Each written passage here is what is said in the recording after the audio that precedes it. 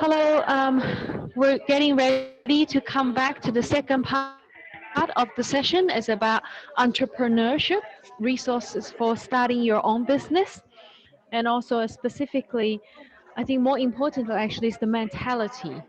How, as a migrant, when you want to come here to start business, how you should think, to prepare for it. Can I first get some response from our online participants, please? And can you tell us your background a little bit? Are you a student? Are you a skilled worker coming to Tasmania on that visa? Or are you already working but looking to start something new? So please type something quickly on your chat box, and then our IT volunteer will collect it. Let us know. Yeah, okay. Uh, You're welcome. You're welcome.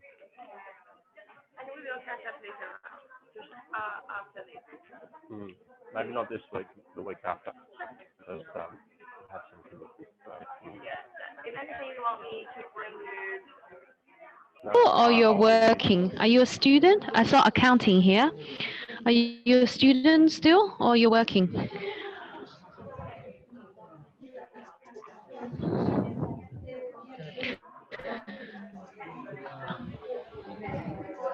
Okay, we have an accounting student, and then I would like to get more input, a few more before we start talking, if possible. We have quite a few online. Please type in. Please type in what your background is like. If you're a student or you're working and you want to start your own business, or are you on a skilled visa and trying to start something.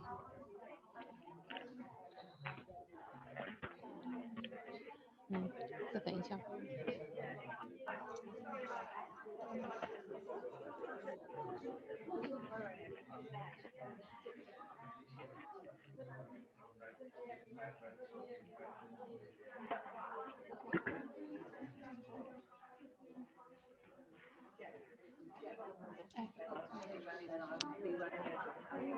Will be, that's right. Okay, yeah, we'll announce that in the beginning. How about you do that?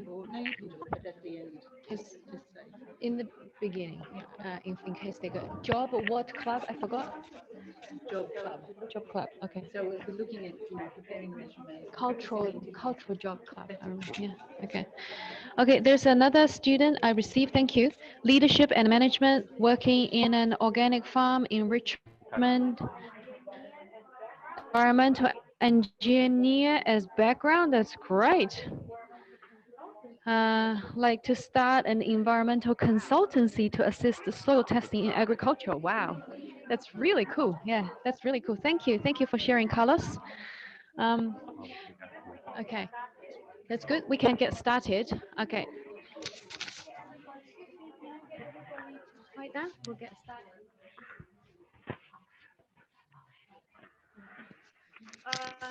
Okay, we'll get started. But before Ian start talking, sorry, I have to steal the mic for a little while. Because Leslie, after she finishes her presentation, she forgot to mention she is about to start a round of workshops by herself. It's called Cultural Job Club. So the first round will be focusing on a resume and then cover letter, that kind of thing. Okay. Okay, so the first round will be made, if I understand correctly, to have a feel about how she can help you, kind of on the overview kind of level. So we will send out an announcement to everyone about when and where it will start. I believe it will be very, very valuable help for anyone who's looking for jobs. Okay. All right, Ian. I would like to introduce Ian. Has what, more than 20 or 30 years of experience in Tasmania, both both in the training and employment business field, and also in entrepreneur. Ian is really creative with all kinds of business ideas. I have to say physical and human geography. Perfectly. All right. Thank you, Ian. Thanks, Jade. Look, welcome everybody again. This is number 3 or 4 for me. We've run this session. So every session I do, I like to do a little bit differently. Okay, so today it's T-shirt day, okay? And next week, I'm challenging Jade and Leslie to bring their T-shirts, all right?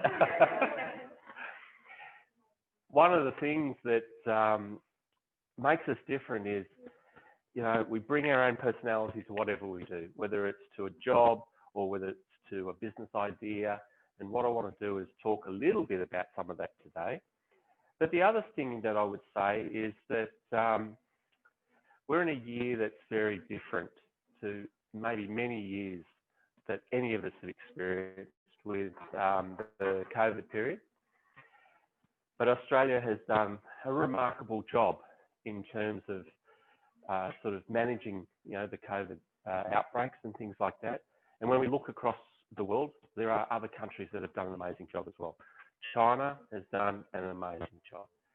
But if we go to other countries like the US, you know, where we have 500,000 new cases in 1 week, it scares me. So from a business perspective, it makes doing business very difficult.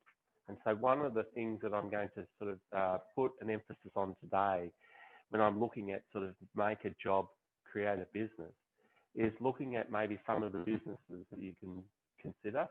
But I'm also going to challenge you a little bit in terms of a question that I have for you that I'm going to ask, and then I'm going to share what we've done this year, okay? Last week, I shared and introduced a particular gentleman that I came across when I was doing my cadetship in engineering, all right? So a long time ago now. So a little bit like Leslie and Raj were talking, you know, I too started in a cadetship role. I started in civil engineering and, you know, I started in Sydney, New South Wales. I had an opportunity to work with a company that worked on setting out a lot of high-rise buildings and some subdivisions and things like that. And then after that, I moved into the government sector where I designed new subdivisions. I designed bridges and tunnels and all sorts of other wonderful things. So when I go back to Sydney, I see some of the projects that I worked on. One of those was the Anzac Bridge. Do you know the Anzac Bridge in Sydney? You know that one? Okay, so I worked with the team to do the hydrographic survey work, which is the under the water survey. And then the 2 platforms that those towers sit on, I put those in. I worked on a lot of the roads that come in and a few other things. So when you work in that sort of area, you create things for the future. And if we think about that and we bring it across into creating a business, we often look at a business and we want to bring it to life. So like the engineering, we want to design it, we want to create it, and we want to bring it to life. But one of the things in business that you learn very, very quickly is no business is forever. So you have to continue to evolve and continue to grow. So a challenge that I would ask you is, how many of you would be prepared to start a new business in the middle of a global pandemic? How many of you, if you already had a business, would be prepared to invest and grow in a global pandemic? What do you think? How do you feel about that? Like, do you think that would be the good time or maybe the bad time or maybe not sure? What would your response be? It depends on what? Sometimes the pandemic and, you know, cause the economy goes slowly. Yep. So kind of such as if people want to start a shop and the workshop need some investment for renting a house. At the moment, it's a good time. You can keep the house and for later on. But later, once the economics goes up, the price will go up. So it depends. But if you do some business at the moment, people lose jobs. They don't have money. They don't have enough money to spending to spend. So you have a business, but your products and services nobody would like to buy. So it's not good time. I would say to you, pandemics or things like this, downturns in economy provide very good opportunities. I hear what you say, and I agree that sometimes people they lose their jobs and they don't have enough funding. Sometimes an industry is affected more than another. So in Tasmania, for example, we know the impact on our tourism sector. So if you were wanting to start a tourism business, that's pretty tricky. But I'll share a little story. This year, we've started 2 new businesses within our company. One within Australia and one overseas. So we opened a new office overseas. We employed somebody in partnership with our partners overseas to run that business for us. So the overseas business is in Thailand. Now, Thailand relies very much on tourists, but we had some contractual arrangements with our partners in Thailand to work on other things before the pandemic. We flipped that around because they can't do that part of the business anymore, and we found another part of the business. So we now provide sensor technology, so sensor tapware, sensor soapware, that sort of stuff, to the industries, because as the tourism sector opens up again, that's the technology they're going to want to have access to. So we've done that. The second part is that when we saw all the fish markets in Sydney and Melbourne shut down, we started a seafood part of our business. So we send seafood from Tasmania into Queensland, New South Wales, Victoria, South Australia, but we created a model where we went from business to customer, to mum and dad. Okay? Because they couldn't get it. So now that the markets are starting to open up, we are adapting our model a little bit. But through that entire period, I can tell you that the amount of turnover went straight up like that, because we were fulfilling a business need by providing a service to the mums and dads and their families who would normally go to maybe the fish market or somewhere else to buy their product. As part of that, what we've been able to do is support Tasmanian fishermen, Tasmanian seafood processors.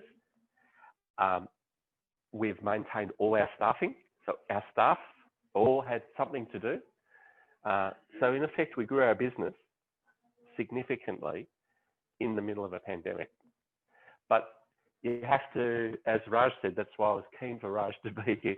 Raj said, think outside the box. It's so important. So whether you're looking for a job or going to create a job through creating a business, it's so important to think outside. And one of the things that you can do to think outside is thinking about where your relationships lie, where your networks are, because relationships and networks, as Leslie and Raj said this morning, are absolutely critical. So for example, for our Thailand project, all our sensor technology comes from China. So we have a great business relationship, great personal relationship with some companies there that provide this technology. So in the middle of the pandemic, we can place orders with them. So that helps their business. They send it to Thailand. That helps our business in Thailand. They send us the technology also to Australia, and that helps our business in Australia. So all of this can come up, even though we're in a very, very challenging time.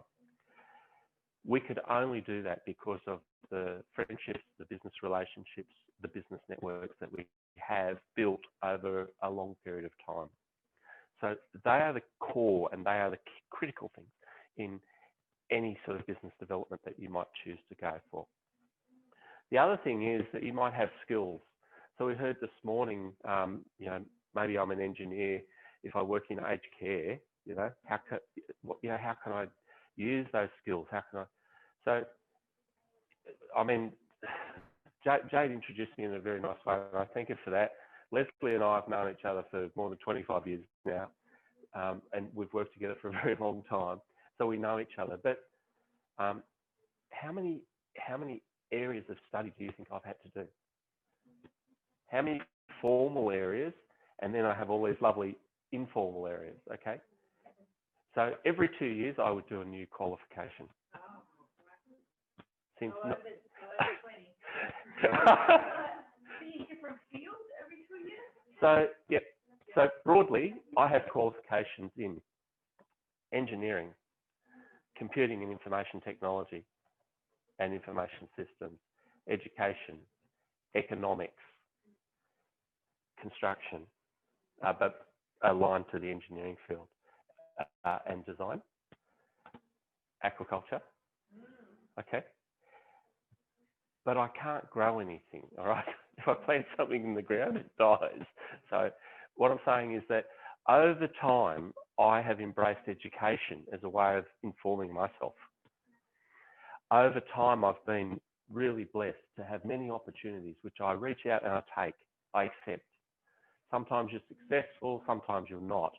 And in the forum 2 weeks ago, we had a gentleman who stood up, Peter, post or part the way through my presentation, and he had something he wanted to share with everybody, and his insight was fantastic. When you start a business, you might fail, but even if you do fail, you learn a lot. And so along the journey, I have had failures too, but I don't look at them as failures. I look at them as learning opportunities. Because at heart, I would say I'm an educator. I've had a number of businesses, and some we naturally step away from, some we naturally close, and some we want to keep going. Okay, so when you first start a business or a business idea, it doesn't mean that's the business you're going to have forever, right? And there's lots of examples of that. We see it in Hobart and Tasmania, where a lot of international students, for example, they do their study, then they open up a restaurant. And 2 weeks ago, we had last week actually, with one of the groups, we had people that were interested in opening up restaurant, cafes and those sorts of things. That's absolutely fine. There's nothing wrong with that. Will you continue with it beyond 3, 4, 5 years? Probably not. Okay, so you're continually looking at where the business opportunities and the business ideas are. I've worked with a lot of people from a lot of different communities over a number of years, both with Leslie, but also within my own entities. And one of the things I learned is we can learn from each other. So when you're looking to start a business, one of the things you need to really do at the front end is look at the soundness of your business idea. You know, test it out with some friends, okay? Test it out with people you trust. Make sure that if you take the step into the business, that you're in the best possible position to do that. So for new people that are entering business, we often talk about trying to create a business that has no cost or low cost. Pandemic has been useful because we can use our digital tools, our online sales, our online marketing.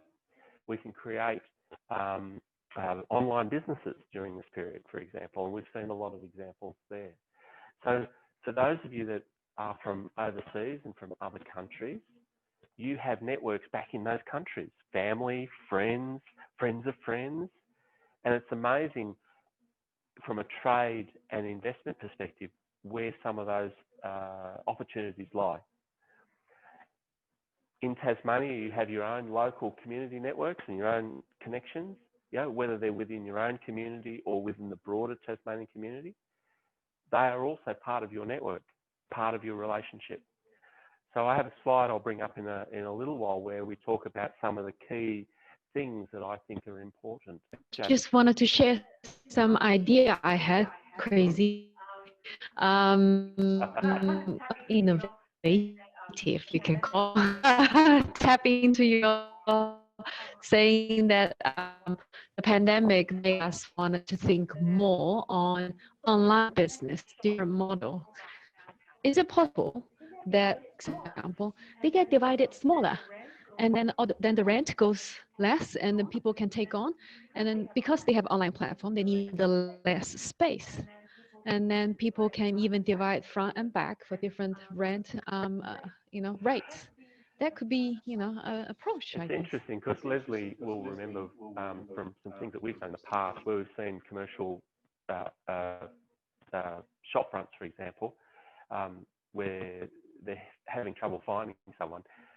Pop-up shop, where you just put a shop in for 2 months, 3 months, whatever, has been something that we've seen over the last few years.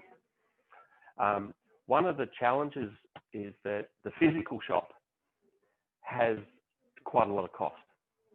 And so in the middle of a pandemic, if we're losing jobs, if we don't have a lot of money, we have to find ways to create that business that is low or no cost.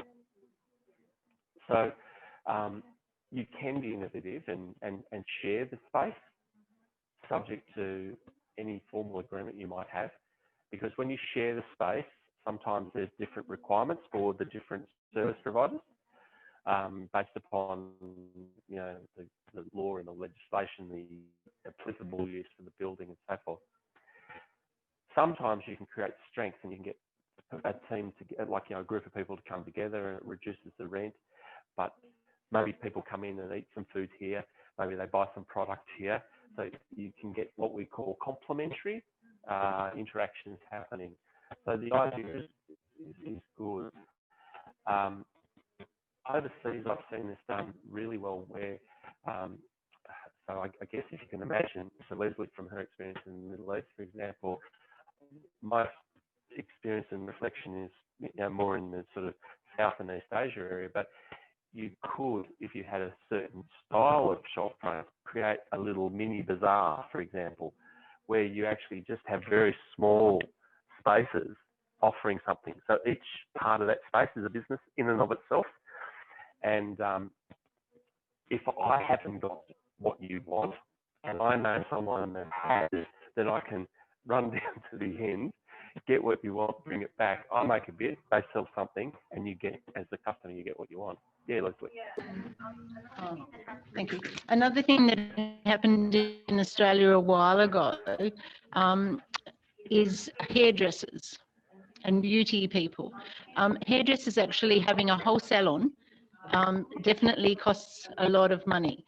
But if I'm a hairdresser and you're a hairdresser and you're a hairdresser and we have a chair each, yep, and we have whoever's not working goes up the front, etc.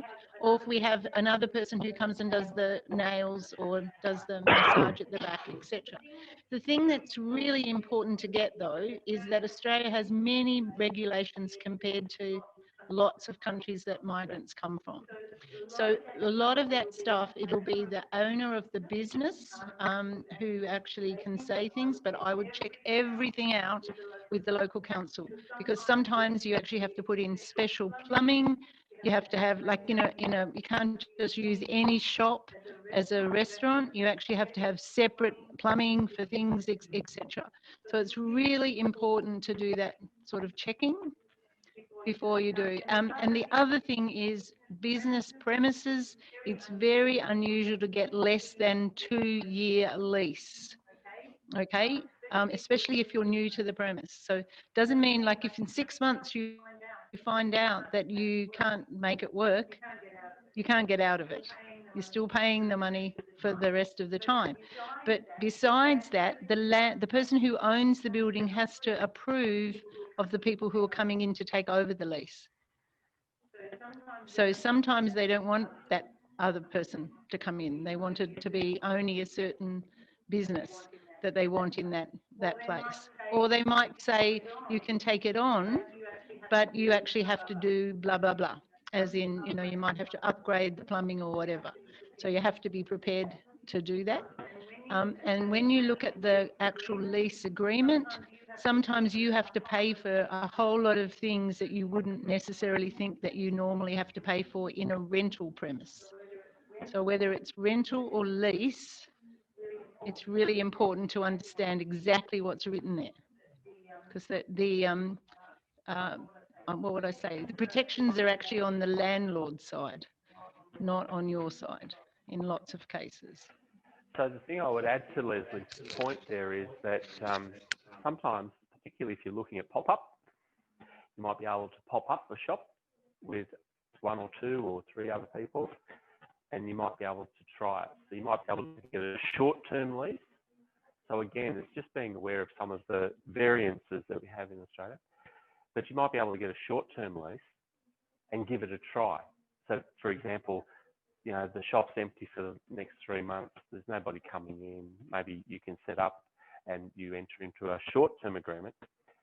But one of the things I would say is if you do that approach, you have to remember that at the end of that term, if it's not renewed or you can't renegotiate it, you've then got to take everything out. So the logistics side of it is a very important consideration. Sure, Leslie. The other thing is, did you notice that Ian said he has a business in Thailand, right? Where did the products come from? So he doesn't store products. He has a relationship with a company somewhere else that pack and sends just in time. Just in time logistics. Okay, so make sure that that's another opportunity. And if there's things here that you know that it's really hard to get, you could actually consider bringing them, but you don't have to bring them.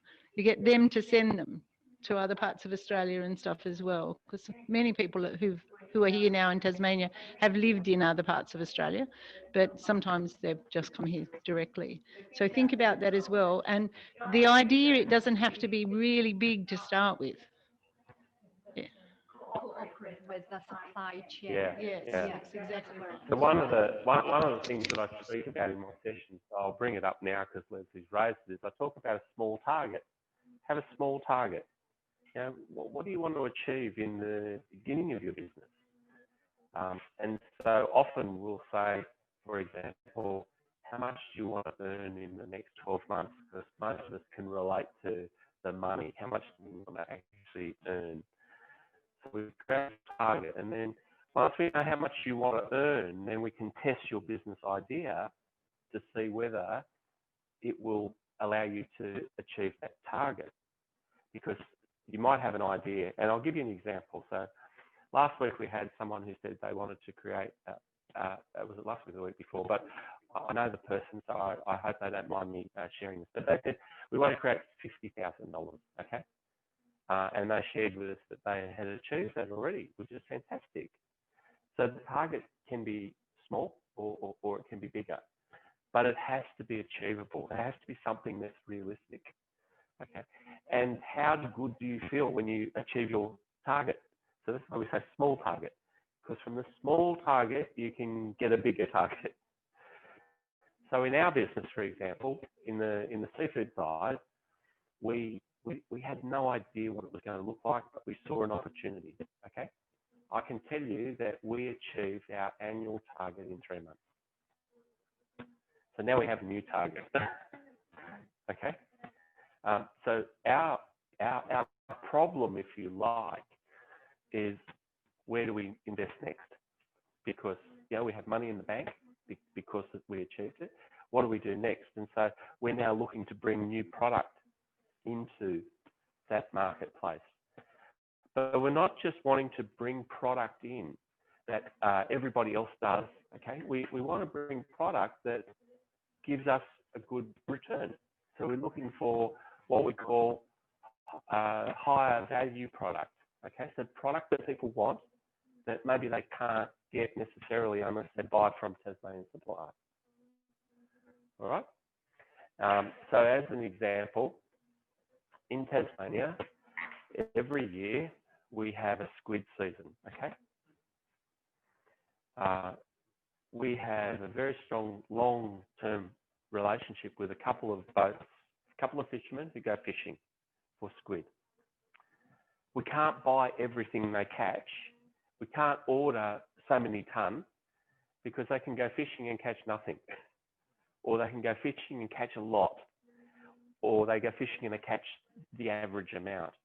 So they can't just give it to us, one customer, because they have a number of customers. But what we do is we have an arrangement where we can buy as much as possible. Why? Because right now we're selling Tasmanian squid to mainland and there is no squid from Tasmania available except ours. So the point of difference means that we can add value to our pricing structure, but still provide quality Tasmanian product. But we do other things like urchin, orange ruffy, blue grenadier. From the China community, you might know this one, ribbonfish. Okay, which is holy. But we're looking at some other product. We do oysters and things like that. But at the moment, we're lucky because it sounds so sad, but in the pandemic, we don't have tourists here eating all this lovely fresh seafood from Tasmania. So there's extra supply that we can access, and that's what we're leveraging. But we're also just about to start some other things. So we've worked on some other products in fruit and berries and red meat. Okay, so we're almost looking like a wholesaler now, aren't we? Do you know how big my warehouse is? I don't have a warehouse.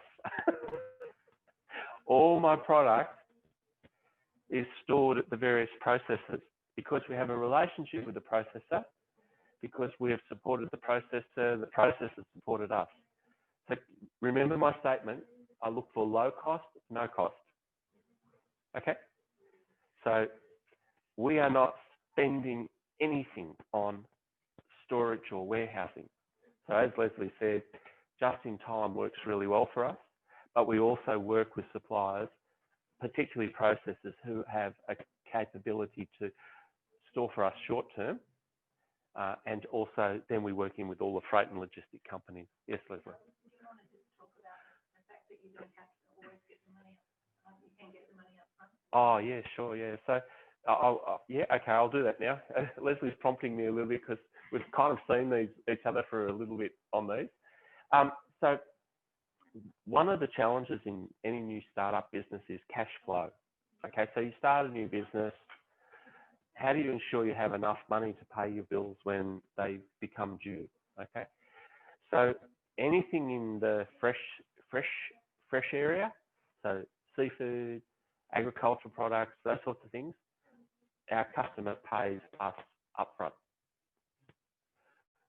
We pay the supplier and the processor within 24 hours normally of them receiving it and sending it. Okay, so everything's paid very quickly, because if we don't do that, the supply chain will break down very quickly. On some things, for some clients, depending on other areas such as consulting or business advisory services or investment or maybe some other trade areas, we have some different funding models or different approaches. But on those arrangements, we always have a contract in place.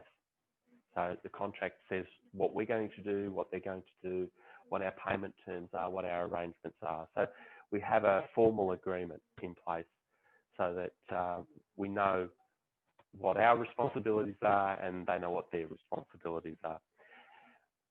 With the sensor technology and the sensor stuff from China to Thailand, for example, we place the order, they package the order because they have to often make the order, prepare the order because they're custom.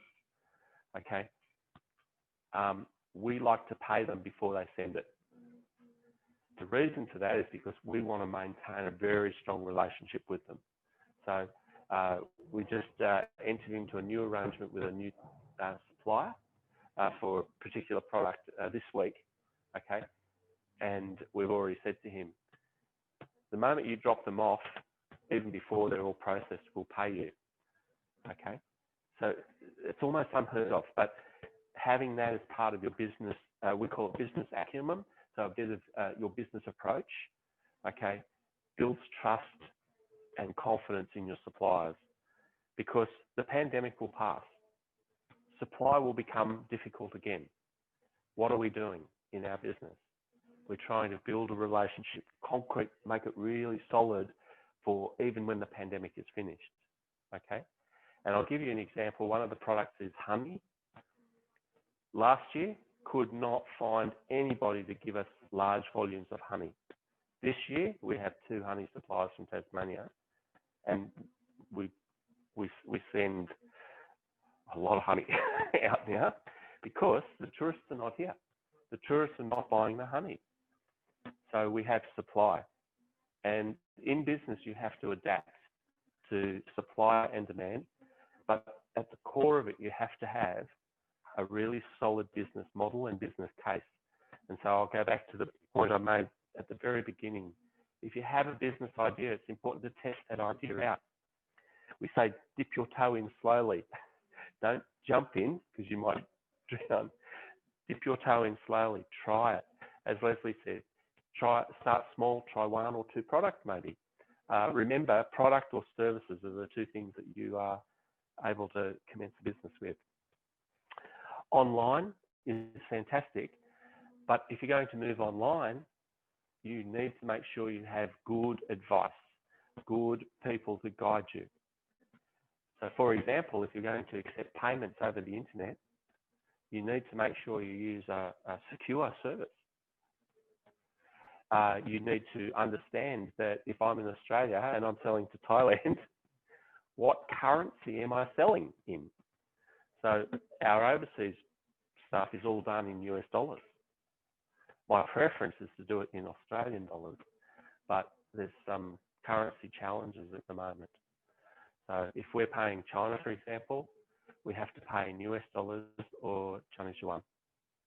Into Thailand, but Thai baht is fine, but the banking systems have now, so our bank, I won't nominate the bank, but our bank has issued something where we have to pay in, so before it didn't matter what the amount was, it could be small amount or big amount.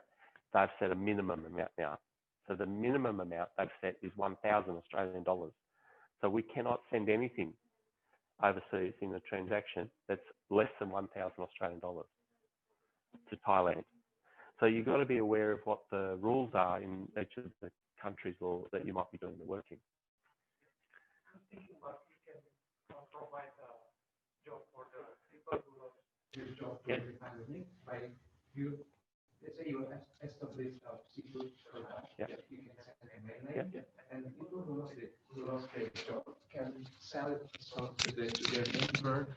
So they can become your drop seller, something like that. So they can take a percentage because you sell it door to door, like directly to the consumer. So you are so close to the model we use. We use social media to gather the orders. We package the orders up on pallets. We send it to one location, and then people come and collect from that location. I don't know who our customers are. As in, I've not met our customers, but we do all of that using social media. So in this case, WeChat or WhatsApp. Thank you. I used to have an organic farm, and we didn't have social media then, but we used to deliver the goods to the UTAS, and that system at UTAS would collect all the orders and tell us what we were to supply, and then they did the distribution. People just came and paid them, but they paid us. So, you know, that idea can be used anywhere, really. It's just a matter of having the first sort of contact. So it goes to the heart of the networks and the relationships. So if you had a business idea, and some of the business ideas we hear is, maybe I can import some product from my home country. Great. I mean, we all love all sorts of products. I'll give you an example of a product I want right now. I don't, my wife wants. Okay. But because I know the product has to come from overseas, I don't have the networks overseas. So I need someone. So in your model, I need someone who can find the product for me. But if I have a need, there's probably many, many, many, many other people who also have the need. And so over time, you can actually build your business from very, very small up to quite substantial. One of the challenges at the moment with the pandemic is freight costs. Freight costs are quite expensive. So even from Tasmania across to the mainland, from Tasmania internationally, it's even worse. But that's probably temporary because of the pandemic, because there's just not so many boats, and we know there's not very many planes flying. So you have to adjust. And so what we have done is we made a decision. We would just send pallet by pallet, okay? Not half pallet. We have a unit, 1 cubic meter, that if you place an order, we must do 1 cubic meter, because that allows us to control our freight costs. But in the future, maybe we can send 2 pieces or 3 pieces, but not just right now. So the business model that you develop and design for your business is critical. But again, the emphasis is on this here, which is your networks and your relationships, okay? We have one product that we found that we really love. We brought it over, we've introduced it into the Tasmanian marketplace to see how it goes. Everybody loved it. And then we found out that one of the large Australian chain stores just bought 70,000 units. And that supplier can't supply us now because they signed an exclusive agreement. However, because of our networks, we went to the sister company. No problem. Problem solved. How many do you want? So there's always a solution, but sometimes, as Leslie said, about the legal side and the requirements about setting up a shop front, sometimes there's also requirements you have to be careful of if you're importing goods into Australia. The other thing that I would say is that don't make a business decision without taking really good advice. And Jade and others know that in the past sessions, we've talked about where you can go and get that advice. So the state government offers a free service called Enterprise Services Tasmania, so you can go and get some business advice. But what I would say is before you go and access that free advice, be very clear about what business idea you might have. Otherwise, you can spend your free time getting answers to things that won't necessarily give you the value that you could get out of it. So for example, before you go, develop a business plan or really do the research on your business idea, so that then when you go and speak with them, you can directly ask them about your business idea, ask them about how you might add value or strengthen your business idea. Because one of the things is that starting a business is easy, but keeping the business sustainable is where the hard part is, okay? Yeah. I'm so sorry, just a little bit of personal. No, you just talk. I think it's okay. I think it's okay. It's for the online audience, yeah. I just was wondering, because I just came here in the halfway, Okay. so I didn't know the main topic. Yeah. So what is development agency? Another one is help the young guys in North Australia, Tasmania, to help them to get a job. Yeah. So I really agree with you. So our 2 years to get the extra, higher education, qualifications. Yeah. I think I did that. I got Yeah. benefit. Yeah.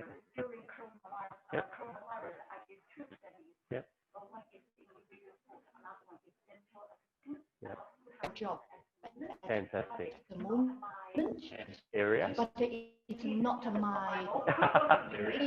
It's just In business survival. or personally? We have to do things Uh, to do that. Business or personally, sometimes we have to do So things. I agree with so just that it did work.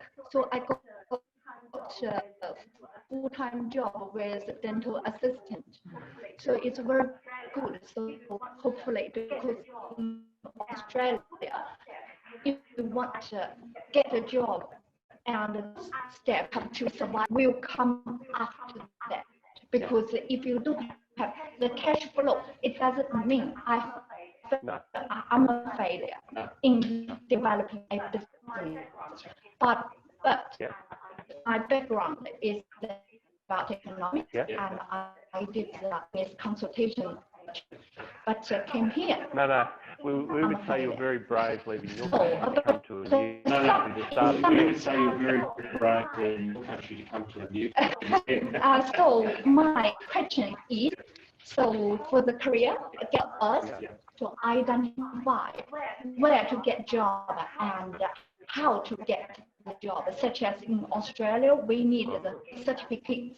So give them some advice and help them to get the job. That's the first step. Second one is about the business. The business, the cash flow is very important. If without cash flow, no business. So when we set up a business, we need to identify the customer needs. So like you identify the Thailand and the Swedes, that means the customer needs. So but during now, actually a lot of guys and think what we can just one by one to check what's the customer needs. So we need you to help us to identify, because some guys maybe they don't have the, include me, I don't have the ability to identify the customer needs. So if I know the customer needs, I will know where to go. And the second one is such as I got a lot of relationship with the Chinese government. I tried to build up the relationship with the Tasmanian government. I was the member, one of the member of Tasmania Chinese. Yep. Yep. That's okay. That's fine. Yep. Yeah, I forgot that year I was, but this is because the government with here, actually, they just develop the events, but can't do anything, the real thing. So that's a trouble me. And I got friends got the factory in China, big company, and about LED and about the security, the local security kind of things. They have so many products, but we can't find, the supply chain here. I tried, but some people just want to, okay, I take the risk, but they get the money. And they said the first I tried to get somebody to cooperate. They said, okay, we hire a warehouse. I said, I don't do business anymore. Yeah, because that's not a way we need. So I agree with you. So my question is, how can we access to the supply company and the distribution company kind of a thing? I think that's very important. Let me share this with you, because what I'll try and do is respond to all of those questions. But except the very first one, because I'm going to defer to Leslie for the job one, okay?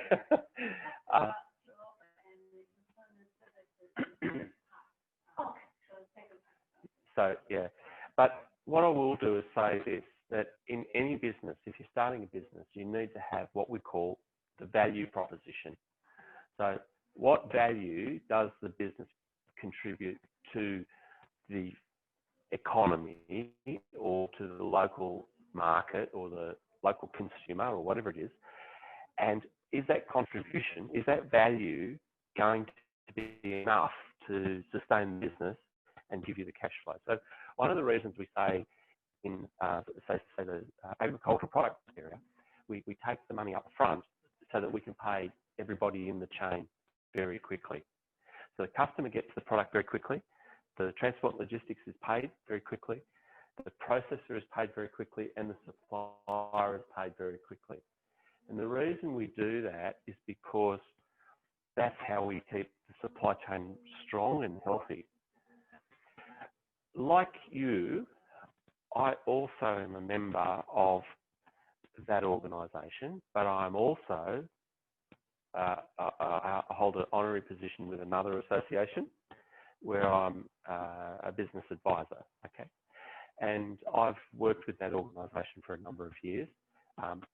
And some of the questions we get asked, or some of the inputs I contribute to, are along this line. So, you know, they say, how do I do this? How do I do that? How do I, you know, because the way business is undertaken in Australia can be quite different to other countries, for example. I would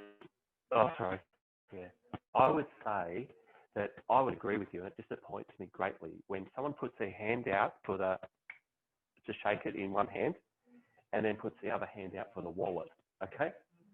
I don't do business that way. It disappoints me. I value the relationship. My business partner values the relationship. Our business and those that work with us and for us value the relationship, because that's what keeps it strong for longer. So I would agree that your experiences I have seen.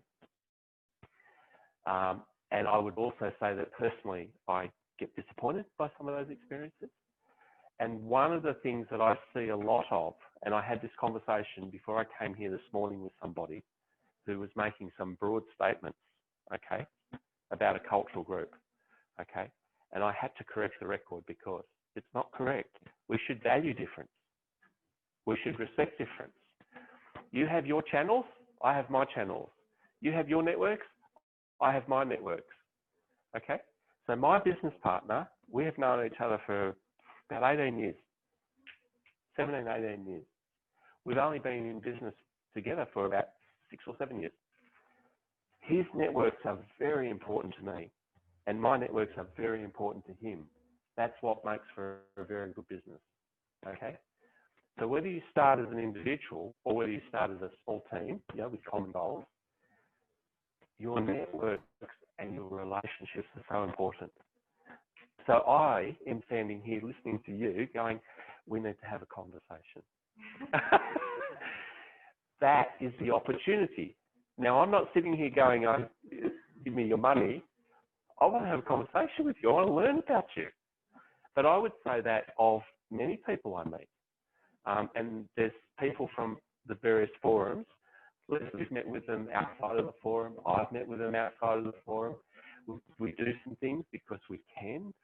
Yeah, either we help them by doing something, or maybe we know someone who can assist. Okay, that's how we all grow together. So if you're looking to start a business, that's critical. You know, we're sitting here today in Altec's room. So we are here because we have a generous offer from an education training provider to provide a space. And that space is really useful because I've not been to the space since Altec have been here, okay? I knew of the space when it was occupied by someone else. I work with lots of education and training organisations in Australia. I go lots of spaces. I'm always looking to see what people are doing, okay? But one of the reasons is I'm passionate about the education industry, okay? So I was a master's lecturer for 10 years. I go overseas, I have visiting academic positions. This morning, I was offered something from the Jack Welch Institute in the US. I don't know anyone in the Jack Welch Institute, but they know me. So all of that stuff's been done online. You can build a business online. You can build it through your networks. But what I'm saying is at the core of it is that previous slide about your networks and your relationships. That's fine.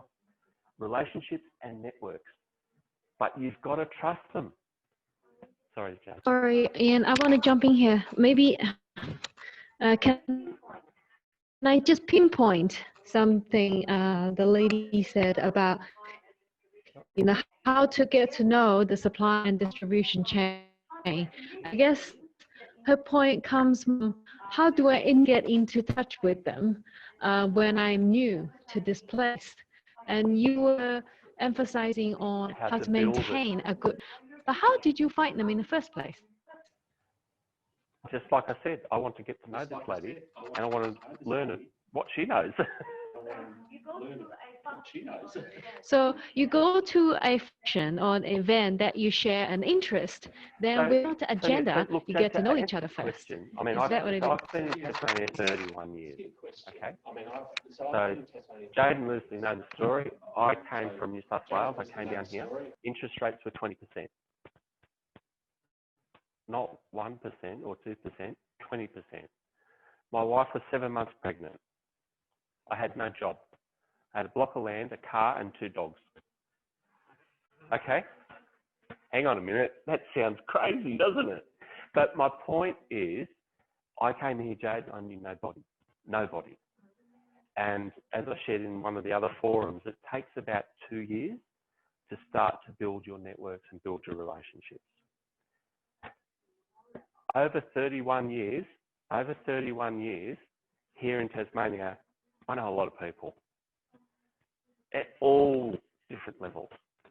But over 31 years, what I've tried to do, because I go to China anywhere between 1 and 3 times every year for the last 18 years, okay, I've tried to build those relationships too. So they take time, and you'll meet people and you have a nice conversation, right?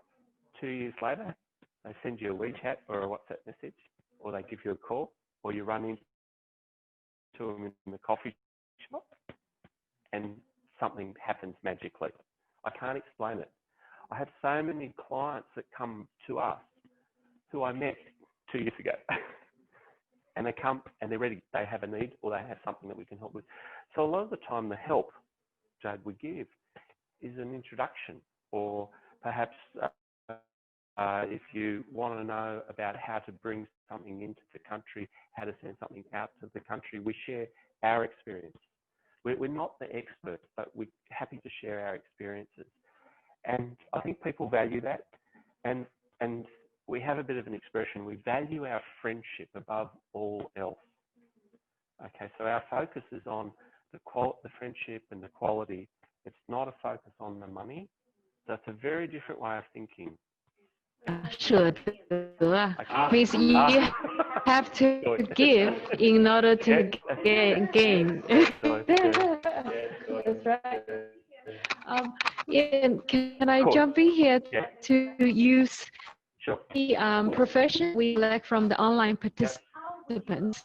With these 3 fields, how would you apply what you said earlier about the building network, as an accounting major or an environmental engineering, wanting to start consultancy with soil testing?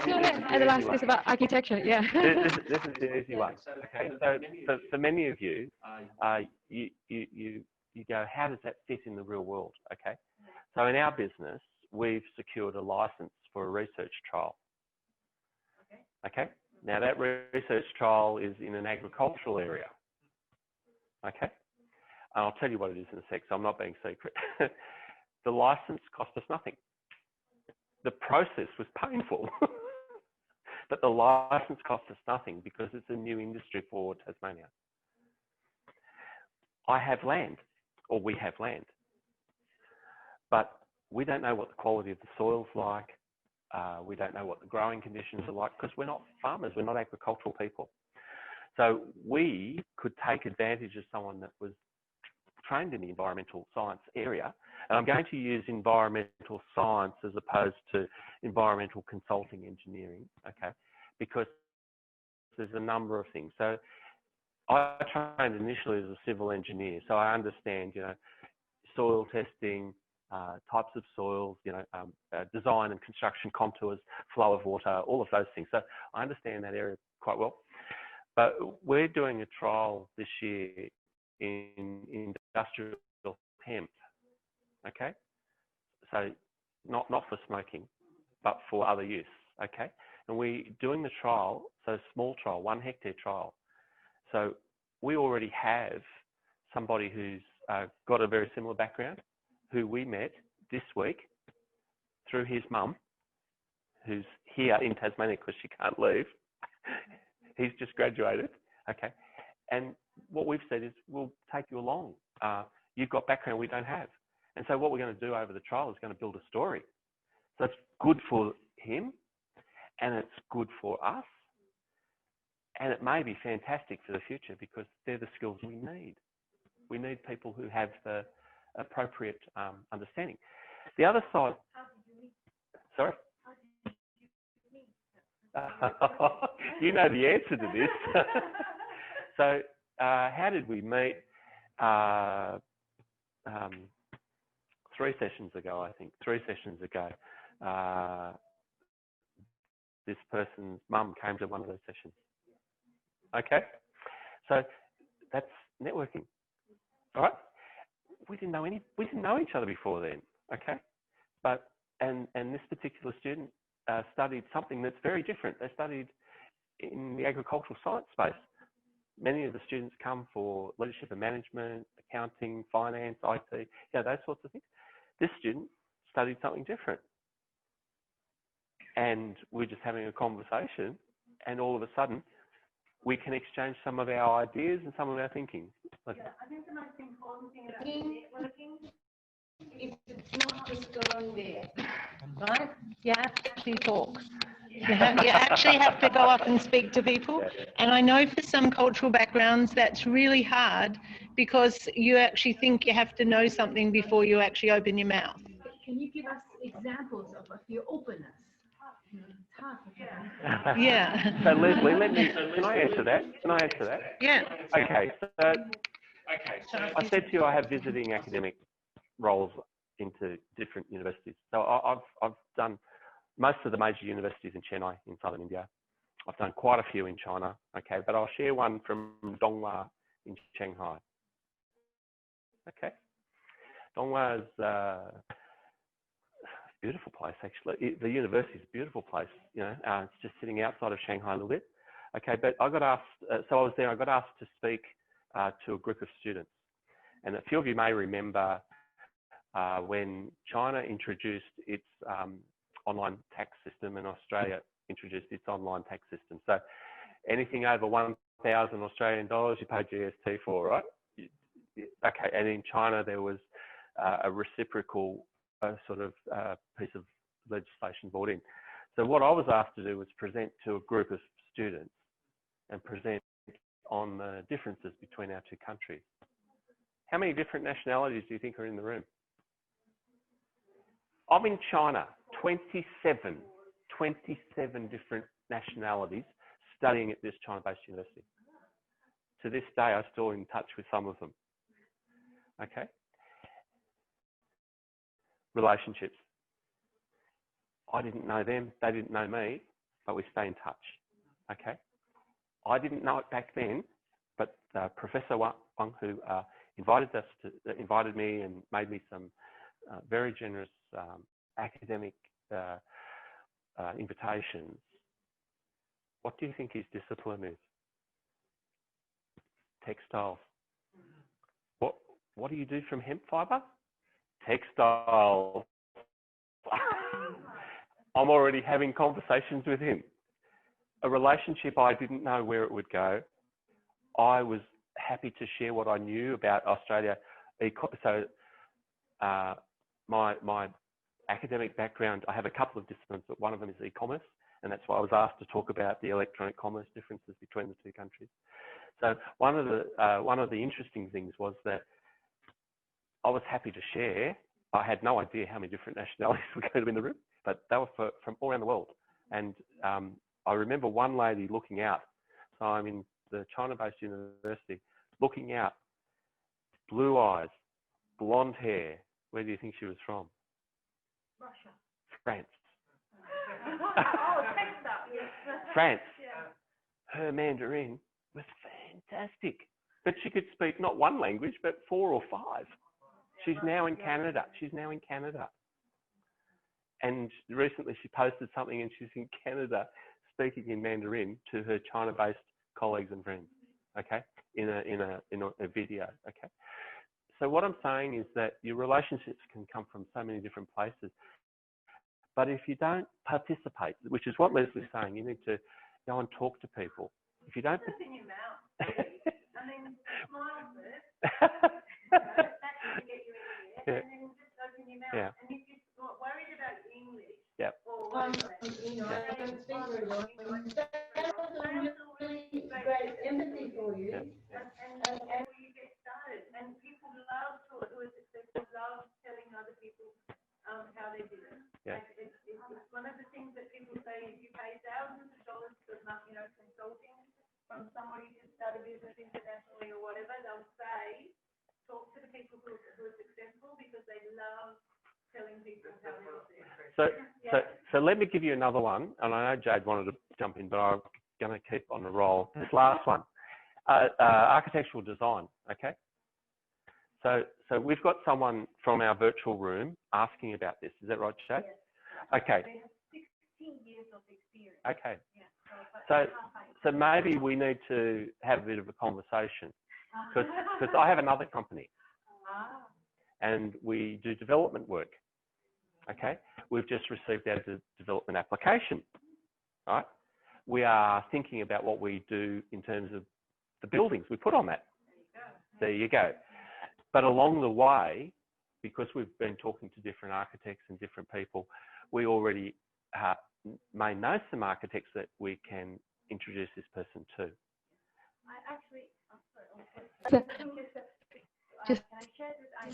Can I share this idea quickly?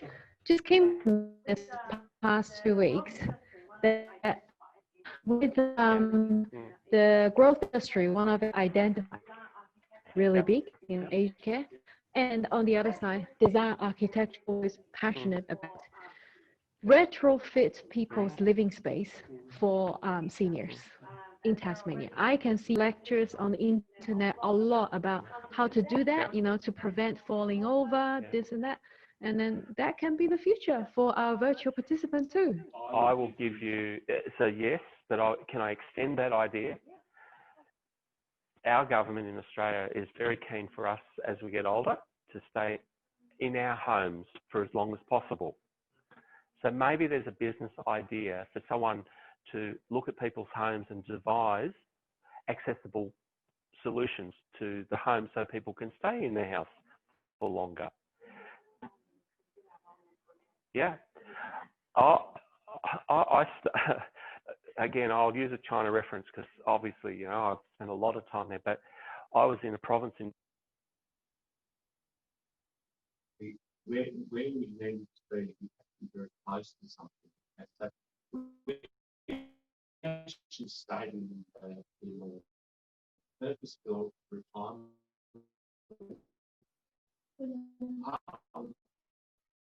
for the things that come to this. But community room, kitchen room, everybody has their own apartment and all figured out. Various things were I would expect towards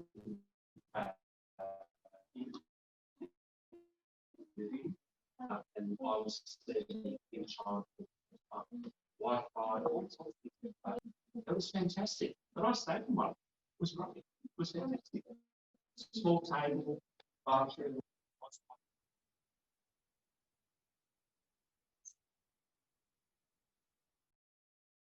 And television fan and all those sorts of things. So it was just a small but comfortable facility.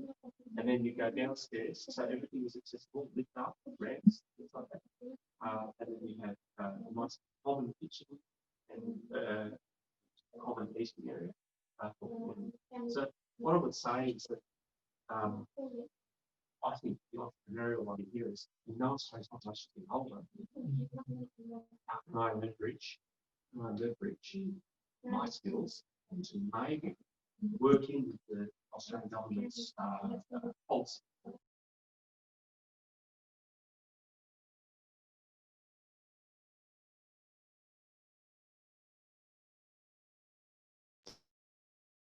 have disabled facilities. Accessible, yeah. Yeah, they're often accessible, but indoor in the rooms, they don't, the bathrooms, etc. the right way, so they may only have one. So that's like the same idea, but transferring it to industry. And I think you'll find that most don't actually do that.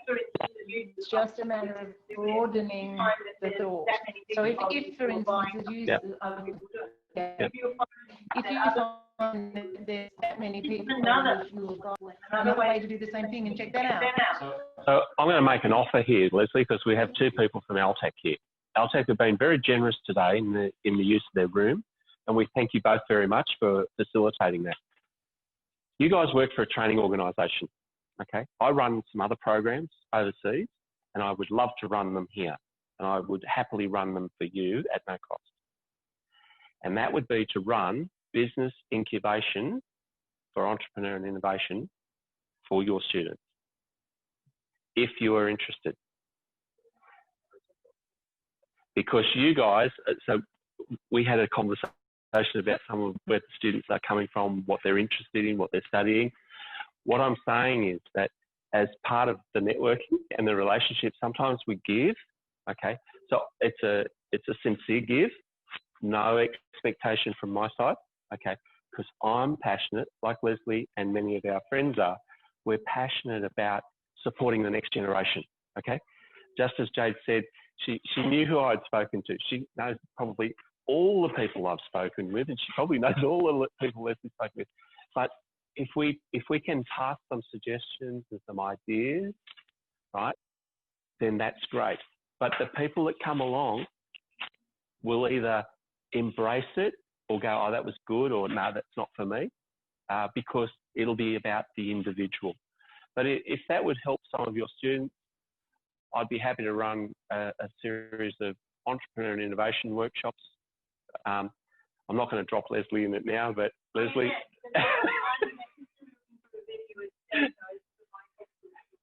So one of the reasons we say that is because the question has come up a lot today, and we've got it from our online forum. How do I start a business with these skills? What are the industries or the sectors I can work in? Okay. And I really, you know, you can be this young or as old as me or beyond, you know, it doesn't matter because everybody has a great idea. We just have to work out how to release it. But one of the things is that the releasing of it has to be done in a way that keeps you as safe as possible, because, you know, like, I mean, if I put my hand in my pocket, there's not much money in my pocket, okay? But I continue to try things, okay? Other people have deeper pockets than I have, okay? Students probably have very shallow pockets because that's being a student, okay? So sometimes if we put something out, so I'll give you an example why I make that suggestion, okay? I think that they need what they need. Currently, the tertiary training education, Yeah. such as Yeah. the RTO, run the courses about Yep. and aged care and no matter what kind of they need Yep. in Australia, according to the Australian policy, they need the placement. But Yeah. actually, the students, they are very hard to get placement I got into a system. Yep. I did an online study. Yep. I went to the placement. Yep.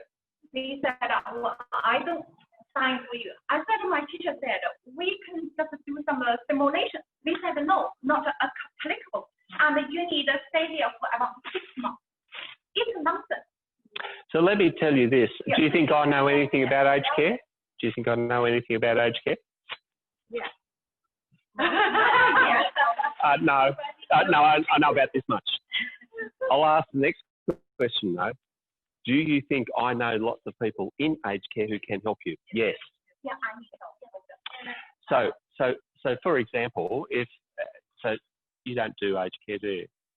No. So for example, if Altec had aged care, right, I have someone in Sydney that I can talk to and they would provide a guest presentation to aged care people.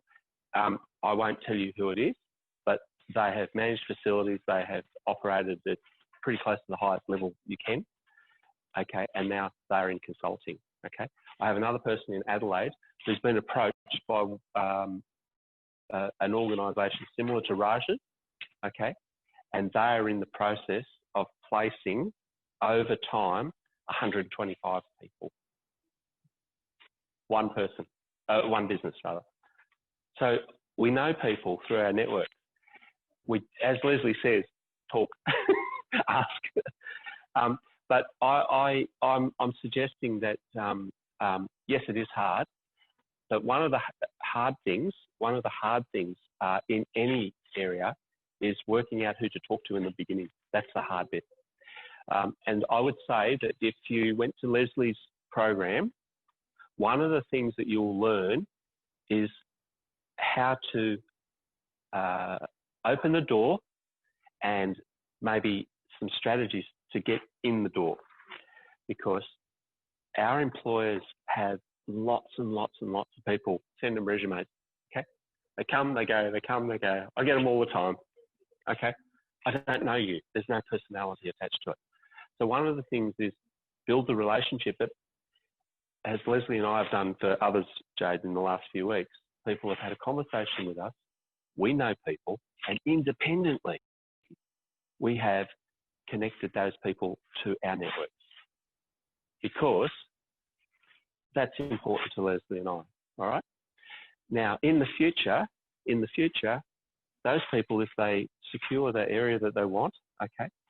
I'm not very good at dentistry. I'm sorry, but there are some. There's a lot of industries where we know people. But one of the critical things is that you'll find people that probably do know someone who might be able to help. We just have to work out the right connection.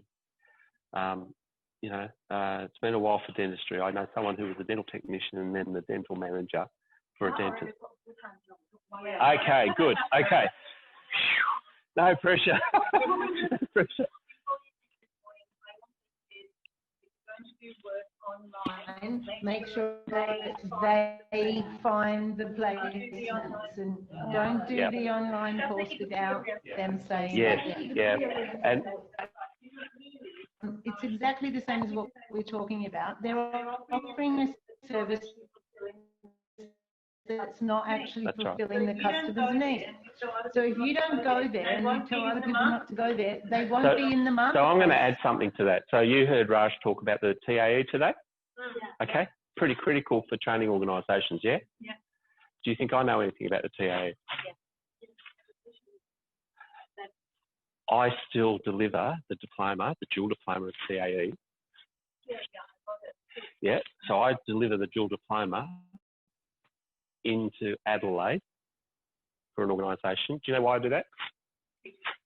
To keep my skills up to date. But I also love teaching.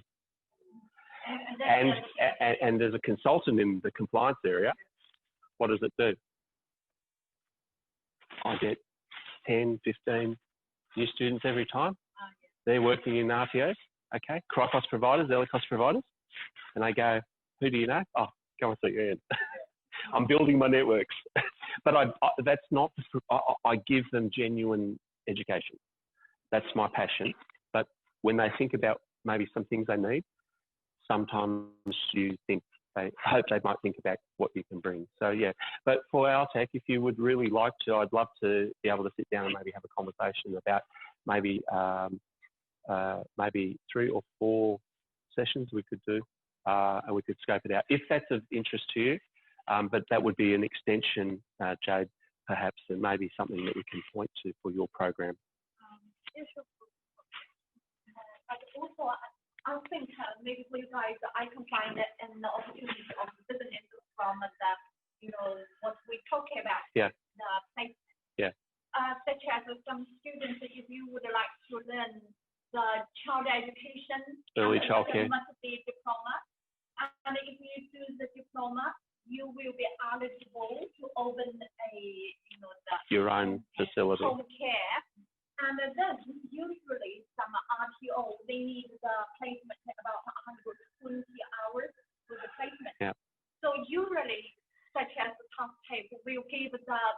give the business organization to give them money to accept the students for placement. Only some training organisations pay for the placement. Only some, not all. That's correct. Yeah. Yes. So that means if I open a home care and then I'm TAFE will pay me and then give me free labor, two things Well, free. Not yeah. free label. You need a training. So Jade, this is a good example of where the moment you get into any of these business ideas, so childcare, we know there's demand, we know that parents are actively looking for it, but there's a lot of rules and legislation. So if you were to start a business in this area, depending on which council area you're in, you need to talk to the council first because they have requirements that the property needs to meet. That's why next year I plan, or not next year, next 5 years, my plan is to go to Unitas to do that law study. Excellent. But the other thing is that you're right, there are certain requirements that you need to hold to operate. So it's not own the facility, it's to operate the facility. There's certain licenses and certain qualifications and certain physical requirements in terms of the building and the grounds that are there. Because when you have other people's children, like you guys, you have a responsibility to those people. So whether they're young students or older students, you still have a responsibility. So there's different laws, but it's an area that holds great promise. But one of the things I would say, and I don't really want to put cold water on any of this, as we say, disability, childcare, good demand, but if you're going to start the business, have a look at how much money you're not going to make. Okay? Because the cost of those businesses is quite significant. However, if you are maybe an environmental engineer, an accounting or an architectural student, it may be that you can create a business developing or implementing some things for those types of businesses where we know there's demand. Does that make sense? So look at the business idea and look at where you can maximize your value. So that's why I go back to the value proposition. What will give you the best possible outcome? Now, I am of the understanding that I probably need to stop there, but really happy to have conversations offline. Really happy to have a conversation if that's of interest to you. But look, I just wish you all the best, and I think it's crossed. Hopefully, you've been able to take something from the session today from Raj and Leslie. And again, thanks to Jade, and thank you to Oltec again for your hospitality. So that's what we need. We need spaces and places. So thank you. Thank you. I just want to point out the screen that we're sharing with the online participants and also the in-person people here. This is a service provided by state government. Ian addressed the difficult part, in my opinion, the soft part, which is harder to achieve. Build relationship, how to get network, and then change the mentality, essentially, part. Because it's about procedure, if I'm right. Like when you start a business, you want to know 1, 2, 3, 4. I have a list that I need to do. And then these kind of places, enterprise centers in Tasmania, they have business advisors that help you to have it one by one. And then it's a free service for 5 hours for everyone. And you need a business plan. If you actually go online, they actually have some templates of business plans. So I look at those resources before you went. That's what Ian was talking about before. Mm. And then they're funded by the government to give you some advice. Okay.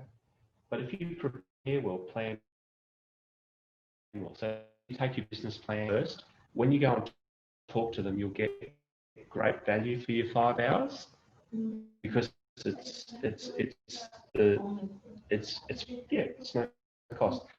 If you don't do that, the 5 hours will disappear very quickly in the process side. Yeah, so that You can go to 1 hour, 5 1 hour times, Yeah, for example. Yeah. over the year or whatever.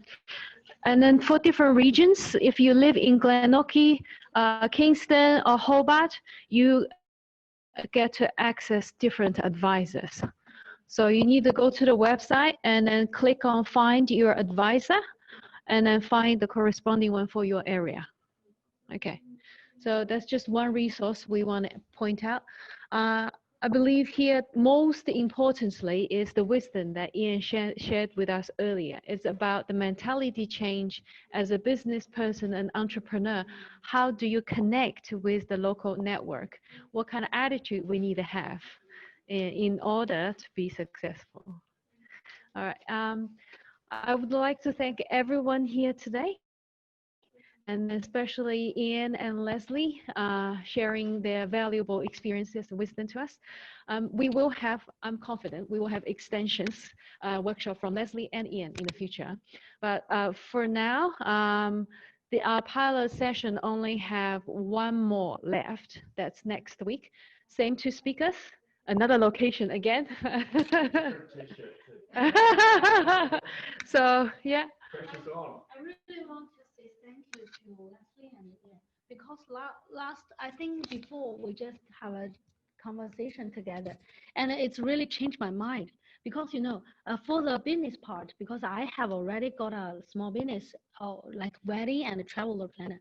Before I just thinking about what I have and to seeking for the customer. But after we discuss it, we should change it to like what they need and what we have and what we can offer them. This is like the different direction. If you focus on what you need, you're seeking for the customer. Probably this is not what they need. So we should focus.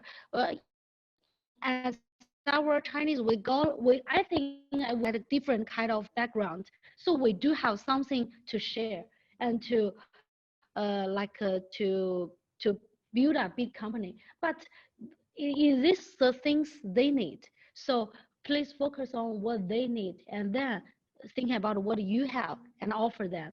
And for the Leslie part, I really want to say thank you too, because before a little bit confused about what I should do because I'm interested in different areas a lot.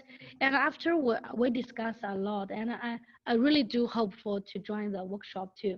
And I don't see the Leslie will give you the direct way which way you go, but it's like a clearly like instruction to how to go into what you want to go. So if people a little bit confused about what kind of areas and what industry to have a job or what should I do, you're a little confused about things. I think you can discuss about join our workshop and talk to the people here and maybe have a conversation with Leslie. So to find, she is a really good a mentor to help you to find the way who you are and find the way which is suitable for you. And for the networking, I think we all know the importance of networking and relationship, and we do want to have a relationship with each other. But as our background, probably we just live here. As for me, I only 2 years living here, so no worry about the relationship. You just go out and say hello to people and talk to him and introduce yourself to other people and get to know and curious about the other people. You will get the networking. So take it not so easy, but take time. It will reach there. And I think our workshop is a really good place. I know a lot of amazing people in this group. We discuss about different ideas and what I want to do, what do you want to do. So we can just like a cooperation and probably combine each. I'm from the Shanxi. Our experiences is to like win-win. Probably win-win-win situation to make all it's a triangle win situation. We can just do to all share what we have and to make like a group. We can all success in this group. So this is thanks to the Jada and thanks to all the people who want to share information about this place. I just want to say thank you. Thank you.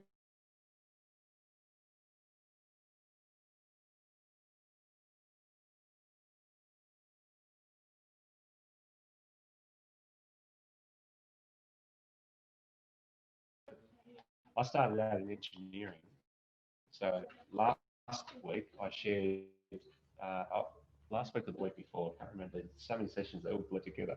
But there was a gentleman that I used to set out his high-rise buildings for him, okay? His name was Harry Triggerboff, okay? He's one of the wealthiest men in Australia now. His philosophy was basically build when everything's down and sell when everything's up, okay? So I can only but imagine that how tricky his life is. But the core message is, so in the vocational space, we have lots of acronyms, okay? So I'm going to give you an acronym, WIFM. What's in it for me? But not for you, for the customer, for your consumer. So rather than thinking about what's in it for me, think about it in, like Raj said today, flip it. So yeah, what's in it for me? But when I say this, I don't mean for you personally. I mean flip it. What's in it for your customer or your consumer? Because without a customer or a consumer, you don't have a business. So your feedback and your thoughts are very, very wise, because that is the focus, and the networks do take time. And I guess what Leslie and I are trying to do is share with you our experiences, and you will bring your own and you will develop your own experiences.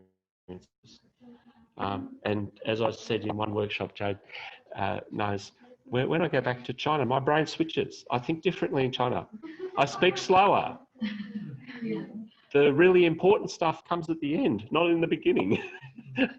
Just to give you an example. So 18 years or thereabouts. And I only know this much, but I've had many people mentor me, help me along the way. And I think if you continue to allow your mind to grow and learn from many others, you'll find your own path. And you know, whether it's for a job or creating a business. So, but rule number one, have fun and enjoy the journey. Yeah. Thanks, Jade. Okay, I believe this concludes our session today. Again, thank you all for participating.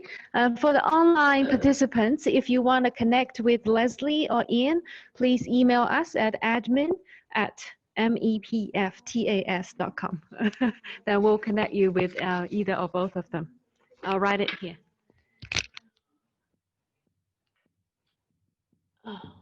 Okay.